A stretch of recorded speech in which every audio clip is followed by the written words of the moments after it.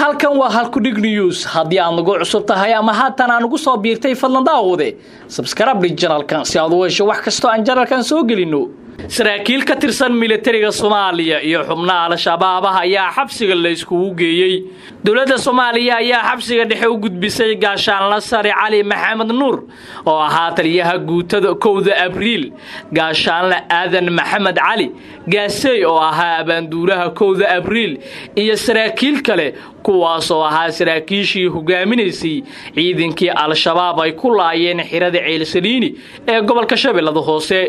xog ay heshay caasimada online warkaan daabacday ayaa sheegay in saraakiishan oo xukun sugayaal ah la geeyay xabsiga dhexe isla markaana ay wajahayaan halis amni sida ay noo xaqiijiyeen xubno ka tirsan eheladooda oo la hadlay caasimada online ehelada ayaa sheegay in saraakiishan la geeyay qol ay ku jiraan rag ku eedeysan inay xubno ka yihiin maleeshiyada Shabaab oo maxkamad sugayaal ah kuwa Al-Shabaab ah oo xukun ku dhacay iyo qaar kale oo ku eedeysan falal dambiyeedyo kale qaar ka mid ah ehelada ayaa qaba in saraakiishan ay wajahayaan halis amni maadaama iyagoo tiro yar loo geeyay koox Al-Shabaabnimo ku eedeysan iyo qaar lagu helay oo xukun ku dhacay oo dhamaantoodba hal qol ku jira wiilkiga waxa lagu xiray qol ay ku jiraan rag badan oo Al-Shabaab ah wuxuuna halis ugu jiraa in halkaas lagu dilo waayo way ka tiro badan yihiin waana sargaal dawladeed ayay tiri hooyada dhashay mid kamid ah saraakiisha sarsare ee xabsiga loo gudbiyay